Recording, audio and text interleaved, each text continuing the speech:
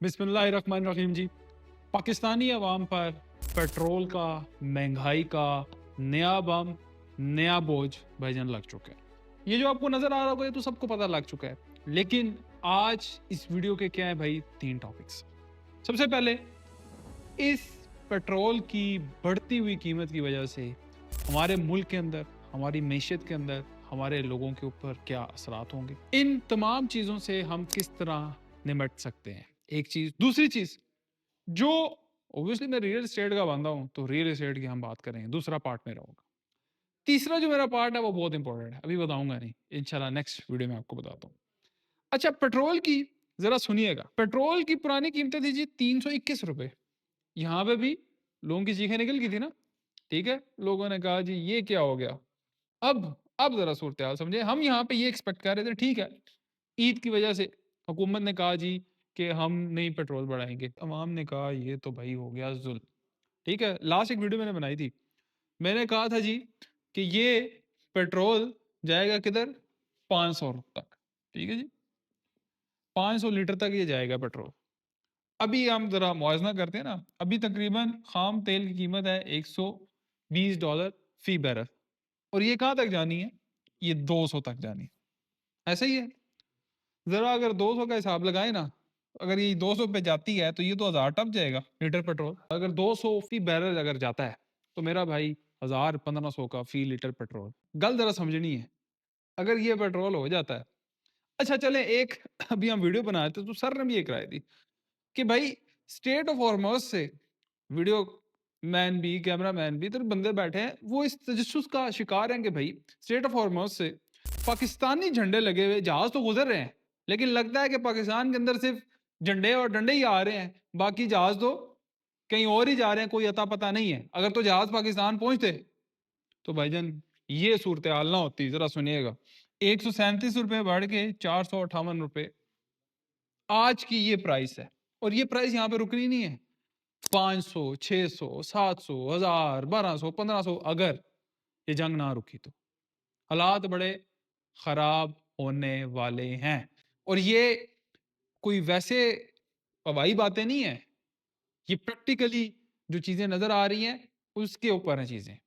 अच्छा, एक तो ये चीज होगी। आगे हम जाते हैं भाई क्या क्या चीज इफेक्ट करती है। हम सबसे पहले तो भाई ये बात करते हैं ना जो अभी करंट चीज चल रही है। मिसाल के तौर पे जी, आपकी जो मोटरसाइकिल की टैंकी कितनी होती है जी, 12 लीटर।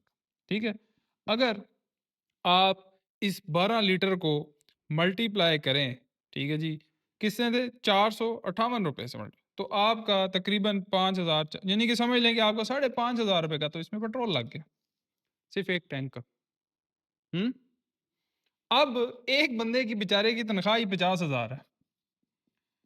ठीक है जी, अब तो मामला ये है ना कि बेशक कोई बंदा बिजनेस कर रहा है या कोई बंदा तनख्वाहदार है, वो बेचारा क्या करे, वो तो पिस गया, वो तो लुट गया, वो तो मर गया ना। किसी ने अगर नौकरी पे जाना है वो कैसे जाएगा, हैं? किसी ने अगर किसी काम से जाना है वो कैसे जाएगा।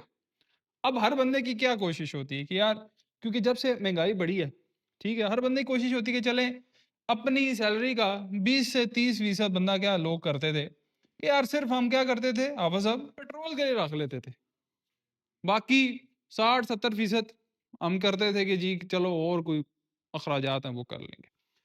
अब ये जो पेट्रोल की कीमतें बढ़ी हैं, इससे सिर्फ ये ना समझें कि भाई गाड़ी के ऊपर असर हो गया है जी। गाड़ी आपकी, अगर मिसाल के तौर पे, अगर अभी जो हम ऊपर बैठे हुए डिस्कस कर रहे थे कि भाई अगर आल्टो छोटी है तो वो 12-13 हजार की फुल होगी, जिसको हम वो पिदो रानी या माचिस की डिबिया या पता नहीं क्या क्या लोग नाम देते हैं, मोटर पे भी जाएगी तो उलट जाएगी, तो वो भी भाई 13 हजार की फुल होगी। उससे बड़ी गाड़ी चले जाएं, ये कोरोला सिविक, तो वो 25-30 हजार की फुल होंगी। लैंड क्रूजर की तो बात ही छड़ दें, 50-60 हजार रुपए में फुल होगी हैं। जिस बंदे की तनख्वाह 30-40 हजार हो तो पेट्रोल डलवाएगा या पेट में खाना डलवाएगा। पॉइंट समझ आता है ना। अच्छा, सिर्फ मैंने आपको बताया ना गाड़ी के ऊपर आपके असर नहीं पड़ेंगे, आपकी जितनी ट्रांसपोर्टेशन है। देखें हमारा जो मुल्क के अंदर जितना खाना पीना आता है वो बाई रोड ज्यादा आता है, ट्रकों के जरिए से आता है।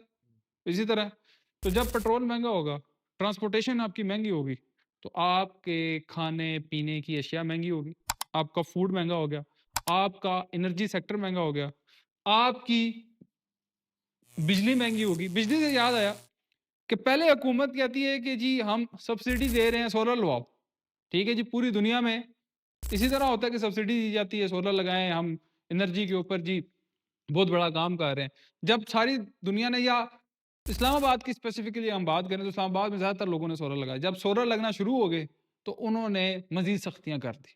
पहले कहते हैं इंस्टॉलमेंट में लें, फिर सख्तियाँ मजीद कर दी। समझ से कुछ चीज़ें बालातर हैं, लेकिन हम इसी टॉपिक पे रहते हैं, कुछ चीज़ें समझते हैं। और अब आपका देखें, फूड क्राइसिस आने वाला है। हाँ, है बड़ी मुश्किल चीज़ है, लेकिन हमने हकीकत को भी सामना करना है ना। और इस मुश्किल वक़्त में हमने क्या करना है, वो भी आपको बताता हूँ। आपका सबसे पहले क्या आ गया जी? Food crisis. आपका एनर्जी क्राइसिस भी आ चुका है, ठीक है? एंड उसके बाद ज़रा इम्पोर्टेंट चीज़ समझिएगा, जैसे कि कहा गया है कि स्मार्ट लॉकडाउन हम करेंगे। स्मार्ट लॉकडाउन से क्या मुराद है कि जी बच्चे जुमेरात तक जाएँगे, टाइमिंग कम होगी और जो दुकानें हैं शाम में 7-8 बजे हम बंद कर देंगे, ठीक है जी?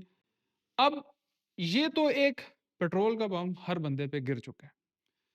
अब देखिए पेट्रोल महँगा हो गया ना, आगे क्या आ रही है ईद, बकरे की वाली ईद आ गई है ना। इतने-इतने जो बकरे थे पिछली दफ़ा, लाख-लाख से कोई कम नहीं कह रहा था।